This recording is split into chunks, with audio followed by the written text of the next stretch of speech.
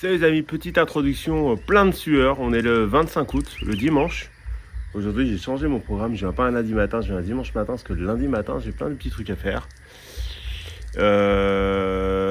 Aujourd'hui c'est marrant, comme je suis passé à travers le village, j'ai vu que tout le monde avait sorti sa débroussailleuse. Tout le monde sort ce petit engin de destruction massive des herbes, qu'elles soient bonnes ou mauvaises. Parce que voilà, avec la pluie et le soleil qu'on a, c'est infernal, il y a un rythme à tenir. Je suis pas le seul à être confronté à ça, tout le monde. Les locaux, c'est pareil. Et donc, on a tous débroussaillé ce matin. J'entendais de la débroussailleuse un peu partout. Je vous reprends après. Aujourd'hui, je vais planter 4 nouveaux locataires. Hop, je vais vous montrer. J'ai 3 citrons caviar ici. 3 espèces différentes, normalement. On verra quand il y aura des fruits. Et ça, c'est un mangoustan. J'ai déjà un mangoustan sur le terrain. Mais j'en voulais un deuxième. Et c'est censé être faire des variétés, une variété qui fait des fruits géants. On verra. Donc j'ai trouvé une petite place déjà. Donc là j'ai mes 4 arbres à planter. Maintenant quand je plante, je mets tout le temps du sel d'Epsom. Je vous montrerai, il y a un résultat visible sur un des bananiers, c'est incroyable. Et je mets, là je vais mettre un demi-bras pour chaque plant d'aloe vera que je vais couper en grossièrement. L'aloe vera, je vous l'ai dit dans une des vidéos, c'est un méga booster pour vos plantes de potager. Moi d'ailleurs, il y a un phénomène étonnant, c'est dans mon petit jardin. Je pense que je vous montrerai à la fin de la vidéo. Là, je transpire ce qui fait super chaud. Quand ma vaporub, j'ai un plant de vaporub, a atteint l'aloe vera, elle a boosté d'un coup. Alors qu'elle vivotait avant, et puis voilà, elle a boosté, c'est incroyable. Donc voilà, je plante et ensuite je vous reprends les amis. A tout de suite. Allez, je vous reprends, ça y est, j'ai planté ce que je devais planter. Je vais pas tout vous montrer. Je pense pas que ce soit super intéressant de vous montrer les 4 trous où j'ai mis les arbres. Je vais vous en montrer un. Et ce que j'ai fait, donc j'ai mis les trois citrons caviar le long de ma ligne d'irrigation parce que c'est des arbres qui sont plus gourmands en eau. Et j'ai mis le mangoustan au fond dans un trou qui était assez important parce que je sais c'est un arbre qui peut faire, qui est assez grand, qui est beaucoup plus grand qu'un citron caviar. Et je me dis, du coup, il a besoin de place pour ses racines. Et là, le trou que j'avais disponible était un trou qui était assez important. Je crois qu'il y avait quasiment 80 cm de terre de profondeur. Et du coup, là, ça va lui permettre de bien se développer. Donc, partout, j'ai fait un petit trou parce que c'est de la terre qui est déjà préparée, qui est assez meuble. J'ai mis mon arbre et j'ai mis du sel d'Epsom et l'aloe vera que j'ai coupé en morceaux. Alors, quand j'ai fait mon trou, je suis tombé sur une bonne nouvelle. Des vers de terre, des tonnes de vers de terre, dont j'en ai filmé un. Je vais vous mettre la vidéo maintenant. Ça, c'est super bon signe, regardez, un ver de terre ici. Sur les tropiques, c'est vraiment différent des climats tempérés. C'est très rare d'avoir des vers de terre en fait. Il y a une seule variété, je crois, c'est la variété qui s'appelle California Rouge ou quelque chose comme ça. Regardez, il est là. Ça, c'est très très bon signe. Et ça fait très plaisir d'en trouver un quand on fait un trou pour planter son arbre. Donc ces vers de terre, en France, c'est super commun. Alors même si je sais qu'ils ils ont tendance à disparaître à cause des pesticides, à cause des engrais chimiques. Pourquoi, si vous mettez des engrais chimiques, vous tuez vos vers de terre? C'est que les engrais, enfin pas chimiques, pardon, les engrais déjà minéraux. C'est qu'en fait, le ver de terre est en amont de la chaîne alimentaire. Donc si vous mettez déjà le résultat de ce qu'il produit, lui, il a rien à manger. Donc du coup, quand vous mettez des déchets qui se décomposent progressivement et qui vont ce qu'on appelle nourrir votre terre, c'est qu'en fait il y a eu l'action des vers de terre. Si vous mettez directement les fameux NPK là, les engrais minéralisés, le ver de terre il a rien à se mettre sous la dent, donc au mieux il va ailleurs, au pire il décline. Ça plus le labour des terres, donc avec les tracteurs qui passent et qui retournent les terres, ça découpe les vers de terre parce que les vers de terre sont souvent sur les 10-15 premiers centimètres de votre terre. Donc c'est là où travaille le tracteur, donc ça les tue. Donc voilà. Et donc quand on dit qu'on parle d'une terre vivante, c'est une terre notamment pas que, mais qui est remplie de vers de terre. Et dans les tropicaux, alors je sais plus, j'avais lu la raison, je sais plus si c'est à cause de la chaleur ou à cause de l'alternance des saisons sèches et humides, on n'a pas de vers de terre. Ils apparaissent un peu lors de la saison humide, parce qu'en fait, visiblement, ils ont besoin que la terre ait un certain niveau d'humidité. Et donc, quand vous en trouvez chez vous, là, sur tous les forums du Yucatan, il y a souvent des gens qui cherchent des vers de terre, qui veulent même en acheter. Quand vous en trouvez chez vous, vous êtes vachement content. Donc là, j'en ai trouvé, donc j'étais super content évidemment, c'est plutôt bon signe. Mais après, c'est pas anormal parce que j'utilise aucun pesticide et je commence à mettre de l'engrais, mais c'est sur de façon raisonnée. Et puis l'autre engrais que je mets, que je suis en train de préparer, que je vous ai montré la fois d'avant, c'est un engrais que je fais moi-même à partir de déchets verts. Et ça m'empêche pas de couvrir avec des déchets verts pour nourrir tous ces vers de terre. Qu'est-ce que je voulais vous montrer? Oui, j'ai un bananier, enfin, entre autres, hein, j'ai quelques arbres qui végétaient. Ce bananier qui est censé être une variété Blue Java, donc qui fait des variétés, des bananes un petit peu bleues. Alors là, c'est pas flagrant, hein. À l'image, je suis sûr que vous allez dire, mais de quoi il parle? Mais avant, le bananier, il était vraiment encore plus petit en fait. Il faisait pas de tronc. On voyait même pas son tronc. Et là, maintenant, il commence à pousser. Donc visiblement, alors c'est un bananier que j'ai planté en mai 2023, on est en août 2024, jusqu'en juillet 2024, il faisait rien. Il faisait que des feuilles, donc je pensais qu'il allait crever, mais même pas. Il faisait que des feuilles, des feuilles, des feuilles, mais au bout d'un moment, je pense que ça meurt. Et là, il y a un mois, j'ai mis du sel d'Epsom, et ça y est, il commence à faire du tronc. J'ai remarqué ça la semaine dernière, et là, c'est vraiment flagrant pour moi. Donc ça, c'est super. J'ai remarqué ça sur ça, et j'ai remarqué ça sur, alors, ce yucca, je sais plus si j'ai mis de l'engrais. Donc le yucca, en français, c'est fruit du jacquier. En anglais, c'est jackfruit. Donc, vous savez, ça fait le fruit le plus grand du monde. Ça fait un fruit qui peut faire plusieurs dizaines de kilos, qui est très utilisé maintenant dans l'industrie agroalimentaire parce que quand vous le cuisez, d'une certaine façon, il a la même texture et il peut avoir le même goût que du porc. Et donc, c'est très intéressant pour certaines industries qui voudraient nous passer de viande, sans qu'on ait ces contraintes-là, parce qu'il y a plein de gens et dont je fais partie, on adore manger de la viande, et donc si on peut trouver des substituts qui ont la texture et qui donnent le même effet de satiété, et ben le jackfruit c'en est un. Donc je sais qu'en Asie, il y a des projets de développement où ils font pousser des quantités de jackfruit et ils sont en train d'essayer de faire des recettes qui font des simili steaks de viande. Et donc ça, c'en a un autre, hein, on reconnaît, c'est les mêmes feuilles, et celui-là est végété, il avait toujours 3 feuilles.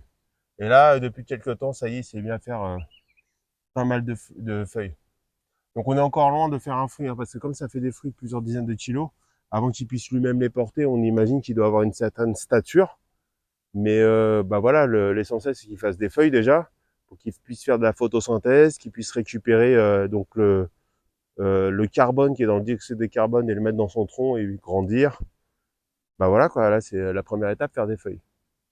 Il y a cet arbre aussi qui végète, c'est-à-dire qu'il fait beaucoup de feuilles, mais il pousse pas. Donc j'espère qu'avec les coups de boost que j'ai émis, ça va l'exciter un peu. C'est ce qu'on appelle un caimito, c'est un fruit tropical. Vous le trouvez beaucoup en Amérique latine. Ici, j'en avais jamais vu. C'est mon beau-père qui m'avait trouvé ça par hasard, qui me l'a offert. Donc il a 1 an. Donc il est vraiment pas très grand. Mais par contre, il est très très chargé en feuilles. C'est assez amusant. Et quel autre arbre j'ai? J'ai oui, ce manguier là. Une variété japonaise qui s'appelle Miyaki ou Miyazaki, je sais pas. Là, je suis super content parce qu'il a commencé à faire des charpentières. Parce que des branches qui vont devenir des charpentières. Avant, c'était un seul tronc et hop, il part dans 3 sens différents. Donc ça, c'est super. Les manguiers, c'est des arbres qui montent très très haut, hein. On en a un chez nous, il doit faire, je sais pas, 20 mètres, 30 mètres. Donc le tronc, il commence à être volumineux. C'est sûr que moi, je pourrais pas le laisser monter aussi haut parce que sinon, il va cannibaliser tout le soleil pour tous les arbres qui sont autour, que j'ai planté volontairement proche. Donc ça, visiblement, ça fonctionne. Mon bananier continue de pousser tranquillement. Donc les bananes qui sont dessus aussi. Et au niveau de la mare, donc oui, tout à l'heure je parlais de l'aloe vera qui a un boost. Donc en fait le vaporub, c'est ça. Ici, il l'appelle thé. Ici, il l'appelle thé parce qu'il le boit en thé. D'ailleurs, la première fois que j'étais malade depuis super longtemps, j'étais enrhumé, mal de gorge. J'ai fait une semaine d'infusion de ça, c'est parti. Je sais pas si c'est parce que j'étais en fin de symptômes ou si c'est ça qui a agi. Vous savez, le Vaporub, on en parle en France. Il y avait une marque Vicks, je crois, qui faisait ça. Et quand j'étais gamin, il y avait une pub où on voyait quelqu'un masser la poitrine d'un enfant en lui disant ça passera avec. Bah, c'est ce principe actif. Alors, je pense qu'ils mettent d'autres choses dans le Vaporub, mais c'est ce principe actif et à la base, c'est une plante. Et ça marche très très bien. Ici aussi, les Yucateco l'utilisent pour se soigner. Et donc, en fait, il végétait. Et là, depuis qu'il a atteint l'aloe vera, il est parti, regardez, il est parti là, quoi. C'est incroyable. Et donc, ça confirme ce que disait la connaissance, qui disait qu'il a remarqué que dans son potager, il avait planté des aloe vera à certains endroits. Et quand, lui, c'était des melons et des pastèques, quand elles avaient atteint, quand les plants avaient atteint les aloe vera et les pastèques, pardon, les plants de pastèques et les plants de melon avaient atteint les aloe vera, ça avait boosté d'un coup. Là, j'ai déplacé ce petit plan-là de, comment ça s'appelle ça? Je crois que c'est le nom en espagnol, c'est nombril de Vénus, c'est joli, hein. Et parce qu'en fait, lui se propage. Lui se propage, ses racines, elles sont passées à travers le pot, ce qui ne me dérange pas. Et se propage et il commençait à s'accrocher aux autres là-bas, donc aussi je vais le mettre tranquille. Et alors vous savez, depuis que j'ai mis un point d'eau, je me dis à quel moment je vais tomber sur un serpent. Parce que bah ici on a plein de serpents, plus ou moins dangereux, certains très venimeux, d'autres pas du tout. C'est un pays tropical. Et je me suis dit, la seule crainte que j'avais, c'est que ça attire beaucoup les serpents. Bah parce qu'il y aura de la nourriture pour eux, et peut-être que, je sais pas, ils aiment bien se balader pas très loin de l'eau. Et bah, j'ai vu un truc par là. Mais c'était pas un serpent, ça faisait 30 centimètres, c'était tout gris. Ça gigotait comme un ver de terre, ça ondulait pas comme un serpent, ça s'est caché sous la pierre, et après c'est parti. Donc j'en ai vu un ici, j'imagine que j'en verrai. C'est fatal. Il n'y a pas d'autre choix, quoi. Et voilà, mais du coup, bon bah voilà, ça fait partie de l'écosystème, hein, c'est pas plus mal. Là, le nénuphar qui sent super bien.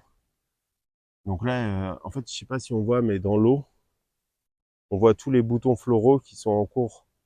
Donc il en a 5, 6. Donc je pense que le nénuphar, là, je devrais pouvoir le séparer et en faire deux. J'ai un peu la flemme de rentrer dans l'eau et d'aller le choper, en fait. Et puis bah sinon, le reste, ça va, quoi.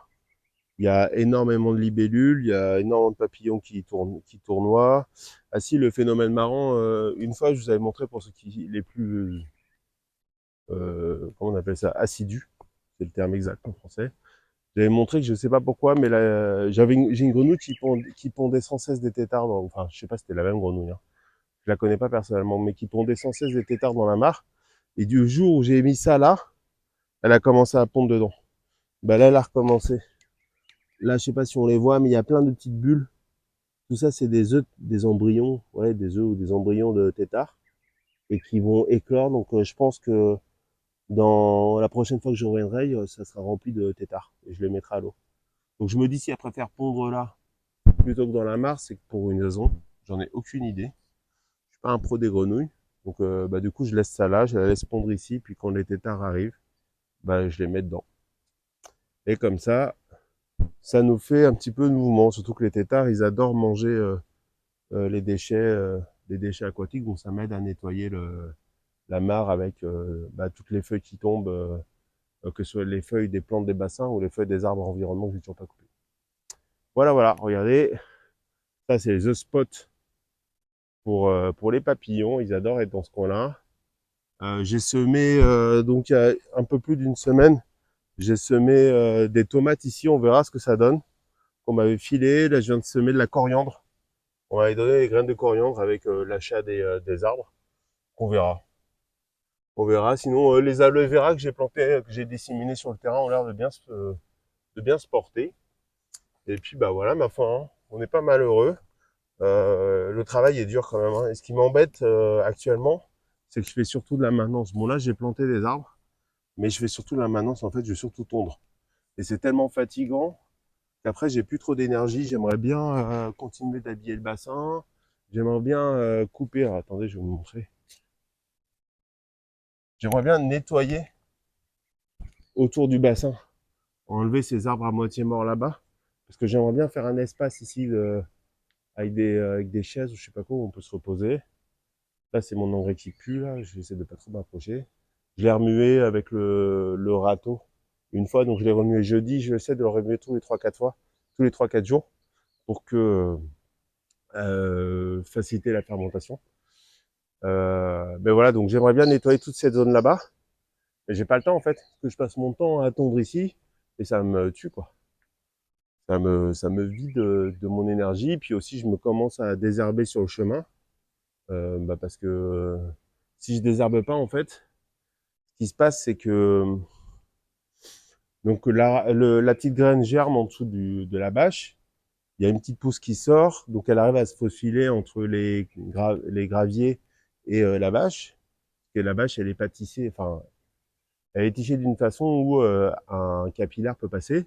Mais après, du coup, ce plant, quand il a accès au soleil avec la photosynthèse, le tronc grossit, donc ça écarte en fait les filaments de la bâche. Et après, ça fait un espace qui est pas forcément gros comme un doigt, mais qui est gros quoi. Et du coup, bah, il y a plus de place pour qu'après ça regerme. Enfin, ça a plus accès au soleil. Donc je me suis rendu compte que c'était pas une bonne idée non plus de les laisser pousser et se développer parce que bah, le tronc s'écartait. Enfin, on peut pas appeler ça un tronc, mais la tige s'écartait. Et du coup, quand vous l'arrachiez, ça laissait accès à de la lumière et ça laissait une porte d'entrée pour les prochaines graines. Donc voilà. Mais ça, c'est beaucoup de boulot. Hein, c'est en plus, c'est assez frustrant parce que bah, j'arrache, mais en fait, ça se voit pas tant que ça. Ça se voit si je fais une photo avant-après, mais quelqu'un qui arrive, il voit toujours des herbes. Donc il se dit, bon, bah, ça serait pas mal de l'entretenir. Sauf que, bah, ouais, bah, je l'entretiens, mais la nature est plus balèze que moi. Ce petit figuier, hein, vous vous souvenez, j'ai deux figuiers, celui-là et un autre. L'autre, il est reparti après son attaque de champignons et celui-là, bah, il était plus petit. Donc il est pas encore totalement mort, mais quand même, ça sent pas bon. Donc figuier, je sais pas. Bon, s'il meurt, j'essaierai de planter un truc un peu plus, enfin, moins fragile. Bah, ça peut être un manguier par exemple. Voilà, voilà. Donc voilà, je vous ai dit tout ce que je voulais vous dire. Donc ça a été plutôt une bonne journée. Donc là, je suis pressé de rentrer chez moi, de me prendre une énorme douche, pas trop froide, parce que j'ai très chaud. Et je pense que on va se reprendre là en ce moment toutes les fins, enfin ou quasiment tous les 2 jours. On se prend des belles saucées, donc c'est pas plus mal. C'est aussi pour ça que tout est vert comme ça. Voilà. Regardez les beaux pistachés. Malheureusement, ce sont des faux pistachés, donc ça ne fait que des fleurs et pas des fruits.